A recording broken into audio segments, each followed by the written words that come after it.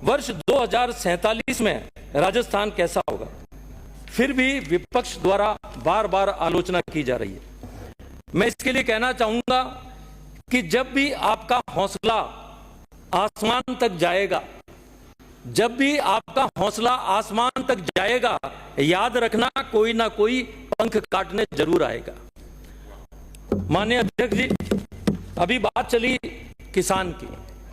मैं आपको बताना चाहूंगा कि भारतीय जनता पार्टी का, आपसे इससे कांग्रेस सरकार से पहले था, हमने 74,000 करोड़ का ब्याज मुक्त फसली ऋण किसानों को दिया। अगर उसकी हम तुलना करें पिछले कांग्रेस सरकार से, तो ब्याज मुक्त फसली ऋण दिया। ऐसा है, आपको मैं बता देता हूं। अरे बोलिए, मैं बीच में डिस्टर्ब नहीं, बीच में कोई किसी को डिस्टर्ब नहीं करेगा।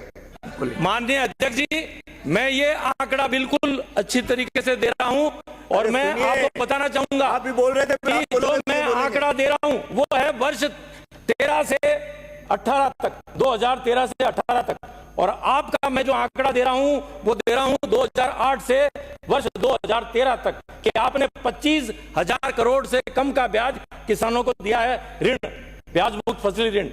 और भारतीय जनता पार्टी के समय यह बांटा गया 75,000 करोड़ रुपए का ब्याज मुक्त फसली। अरे फिर बोल रहे हो, फिर बोल रहे हो, आप क्या कर रहे हो? आपका नाम आगे से नहीं लूंगा। अभी किसानों की बात चल रही है, ना इधर के ना उधर के। माननीय अध्यक्ष जी, अभी किसानों की बात चल रही थी।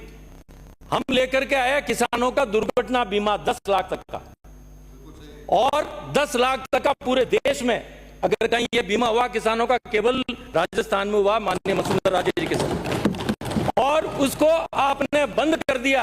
ये चौथा स्तंभ ऊपर बैठे हैं, पत्रिका, भास्कर और छोटे छोटे अखबारों ने बार बार इसको निकाला, लेकिन आपने किसी तरह का कोई बीमा नहीं किया। आज किसानों का बीमा नहीं हो रहा है, और अब हमारा प्रयास करेंगे। मैं मंत्री जी से आग्रह करूंगा, मुख्यमंत्री जी से मेरा आग्रह है कि वापस किसानों का 10 लाख का दुर्घटना बीमा होना चाहिए। और ये बीमा जो किया, इसकी संख्या बहुत अधिक थी, लगभग 25 लाख से ज्यादा।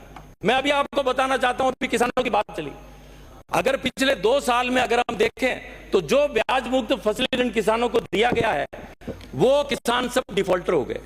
और डिफॉल्टर का कारण यह रहा है कि किसान जमा कराना चाहते थे अपनी राशि, उन दिनों में जब व्यवस्थापक हड़ताल पर चले गए तो किसी ने उनकी राशि को जमा नहीं कराया। मेरे नागौर के अंदर 100 करोड़ से रुपए ज्यादा इस तरह से डिफॉल्टर में फंसे हुए हैं, हजारों किसान डिफॉल्टर हो गए। मेरा माननीय मुख्यमंत्री जी से आग्रह है कि इस तरह अगर किसान डिफॉल्टर रहेगा तो वो पैसा जमा नहीं करा रहा, क्योंकि उसको ब्याज भी देना पड़ेगा, पेनल्टी भी देनी पड़ेगी। तो मेरा माननीय मुख्यमंत्री जी से आग्रह है कि किसानों का जो ब्याज और पेनल्टी बन रही है उसको ये माफ करें। अभी एमएसपी की बात चली थी, दो माननीय सदस्यों ने कहा कि एमएसपी, समर्थन मूल्य पर। मैं आपसे पूछना चाहूंगा कि जब आप विपक्ष में थे तो आपने बार बार ये मांग उठाई राजस्थान में कि बाजरा खरीदा जाए। मैं ये जानना चाहूंगा, नेता प्रतिपक्ष भी बैठे हैं, क्या एक दाना भी बाजरे का कांग्रेस के समय खरीदा गया है क्या?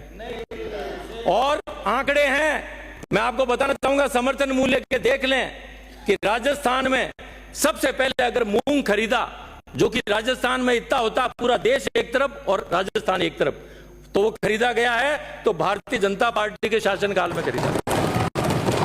अगर समर्थन मूल्य पर सबसे ज्यादा फसलें किसानों से ली गई है, किसानों को लाभान्वित किया गया है, तो वो भारतीय जनता पार्टी के शासनकाल में। माननीय अध्यक्ष जी, मेरे विधानसभा क्षेत्र में कांग्रेस के शासनकाल में एक उप जिला चिकित्सालय की स्वीकृति दी गई थी वर्ष 2022-23 के बजट में। अभी तक भी वो नहीं बना। मेरा आग्रह है माननीय मुख्यमंत्री जी से कि इसकी वित्तीय स्वीकृति जारी की जाए ताकि वो अब बन सके।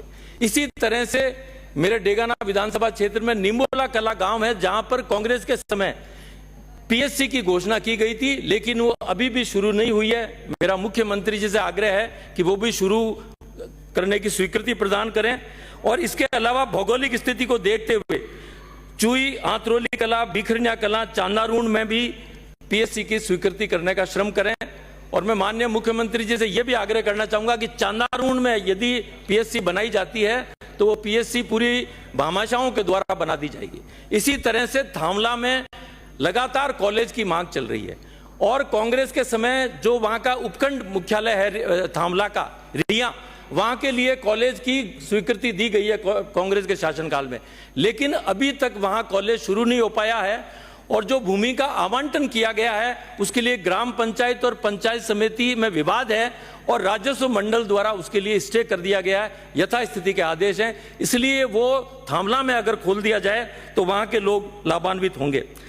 माननीय अध्यक्ष जी, नगर पालिका क्षेत्र डेगाना में और ग्रामीण क्षेत्र में कांग्रेस के शासनकाल में पानी की पाइपलाइन बिछाई गई थी, पूरी सड़कें तोड़ दी गई है और उसको ठीक नहीं कराया गया है। मेरा माननीय मुख्यमंत्री जी से आग्रह है कि इन सड़कों के लिए अलग से कुछ राशि लगभग 25 करोड़ रुपए दें ताकि ये सड़कें वापस दुरुस्त कराई जा सके। इसी तरह से डेगाना में एडीजे कोर्ट नहीं है और अगर पूरे जिले में देखें तो हर उपखंड मुख्यालय पर एडीजे कोर्ट है। तो मेरी ये भी मांग है कि डेगाना के अंदर एडीजे कोर्ट खोला जाए।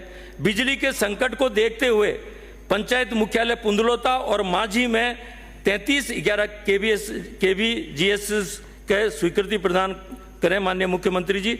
इसी प्रकार भेरुंदा में उप तहसील है जिसको वो पंचायत समिति मुख्यालय है, उसको तहसील में क्रमोन्नत करने का श्रम करें। बहुत बहुत धन्यवाद।